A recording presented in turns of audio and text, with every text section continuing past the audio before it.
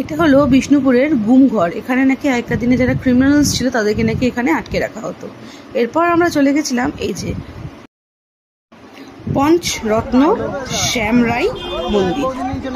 পঞ্চরত্ন শ্যামরাই মন্দির আমরা চলে গেছিলাম।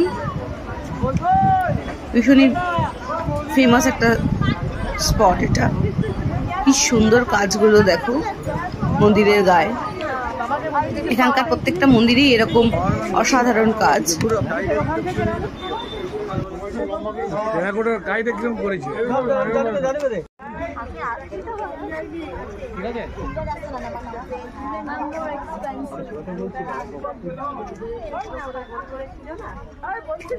বিভিন্ন রকম আছে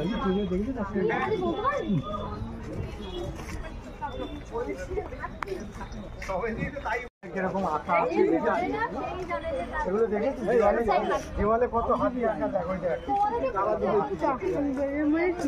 বেশ অনেকটা জায়গা জুড়ে এই মন্দিরটা। এরপরে যে দেখি নাও এই মন্দিরের বিষয়ে কিছু ইম্পর্টেন্ট ইনফরমেশন এখানে দেওয়া রয়েছে, তোমরা একটু পজ করে দেখি না ততক্ষণে। বাই।